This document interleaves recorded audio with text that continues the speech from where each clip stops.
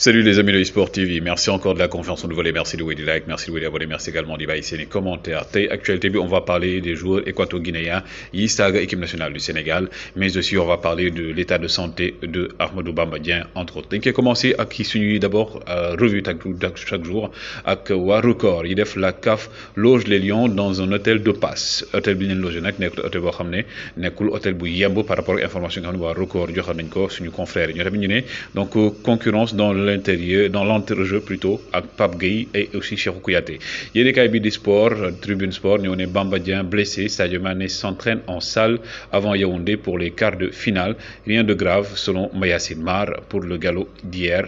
léger menu pour les tutélaires loolu la ñu wax beneen information mooy Maguette Ndiaye l'arbitre sénégalais moom la ñu tànn mbir bu habité match bi war a dox diggante Maroc ak Égypte donc nekk le match du duel entre deux pays arabes Maguette Ndiaye qu'on félicite aussi ak tous les arbitres sénégalais yi nga xam ne ñoom ñoo nekk foofu noonu ca Coupe d'Afrique di représenter les arbitres sénégalais d'abord aussi actualité mercato Bruno Guimaraes l'ancien joueur de l'Olympique lyonnais actuellement donc mujjee na finalement signé fa nga xam ne moom mooy ca Newcastle gannaaw ba nga xamee ne annoncé woon nañ ko après Lyon bañ mujjee nañ jéego ci li nga xam ne moom mooy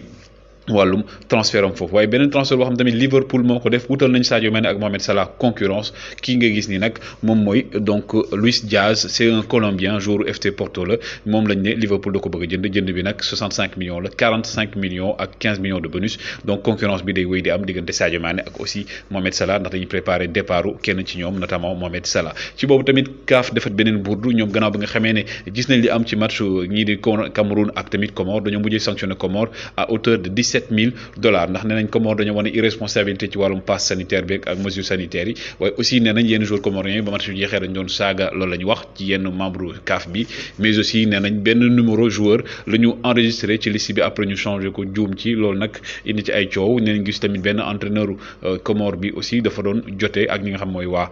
CAF moo tax ñu daal leen di daan yëpp boo ko nommee ko mu ngi doon $17,000 lañ leen dagg concernant Bamba Dieng Yacine Mar di directeur technique def na point bi nee na Bamba Dieng dafa am benn douleur bu ndaw ci li nga xam ne mooy genou bi donc mais grawul c'est pas si méchant que ça donc on a bon espoir que dina rejoindre tey donc Bamba Dieng bonne nouvelle pour les Sénégalais ak kooku doon tooñ naan mauvaise nouvelle rek la ñuy joxe donc aussi Ismaïla Sarr moom il s'est bien entraîné Mayacine Mar na il y a de fortes chances bien entendu mu bokk ci liste bi ñu war a jouer contre ñi nga xam ne moom mooy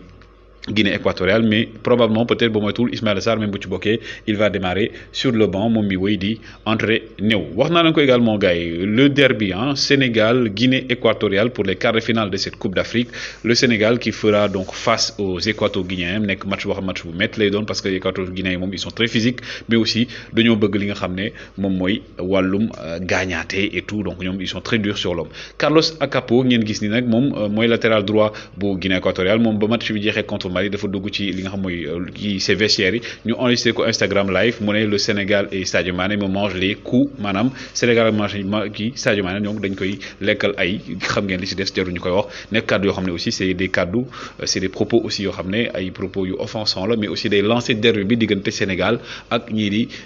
Guinée équatoriale pour dire que ne ñoom ils seront prêts à tout pour soit génne Sadio Mané ci match bi wala gaañ ko wala également ils vont faire comme ils ont fait contre le Mali indi physique bi indi gaañ yi indi et tout on espère quand même que cette fois-ci ce sera un beau match entre ñaari équipes yi et que arbitre bi aussi il sera à la hauteur de cette rencontre le Sénégal donc qui devra faire face à la Guinée équatoriale équipe Guinée équatoriale boo xam ne aussi comme je l'ai dit gars yi ñu ngi fàttaliku la revanche que le Sénégal doit prendre et tout mais pour man loolu yëpp warta nekk pression c'est de l'histoire ancienne Sénégal boobu ak Sénégal bi bokkul Guinée équatoriale bokkul Guinée équatoriale bi nga xam ne sax Djamel Belmadi mi ngi leen doon tooñ benn moment naan Guinée équatoriale ba ñu dóoree Algérien naan ñoom seen biir dafa am ay joueurs yoo xam ne dañu leen naturaliser loolu waxu ki nga xam ne moom mooy Belmadi moom moo ko waxoon en tout cas le Sénégal est attendu maintenant par rapport ak équipe bi Aliou Cissé di teg les interrogations demeurent toujours ki nga xam mooy Diédhiou il a marqué des points probablement il sera peut-être titulaire comme Pape Alassane Gueye probablement à la place de Cheikhou Kouyaté maintenant ce qui est sûr mooy que milieu boobu noonu soit c'est Pape Gueye soit c'est Cheikhou Kouyaté loolu Aliou Cissé moom moo ci décidé finalement mais Pape Gueye il a marqué des points Aliou Cissé aussi waxoon na ne ki nga xam ne mooy Cheikhou Kouyaté c'est un élément indispensable Pape Matar Sarr boo matul moom du titulaire peut-être que mu dugg en cours de jeu de peut-être Bamba Dieng aussi la ñu xool moom Boulaye Dia ka lay titulariser gars yi tey je vous donne cette image entre Cristiano Ronaldo et Karim Benzema mais aussi le fils fils de Cristiano Ronaldo et Karim Benzema pour montrer que ñaar ñooñu c'est une longue histoire d'amour et aussi une longue histoire entre les joueurs du Real de Madrid. Gars yi wéy leen di like wéy leen di abonné, toujours un plaisir de vous servir. N'oubliez pas de grandir la famille. Dia ngeen jëf.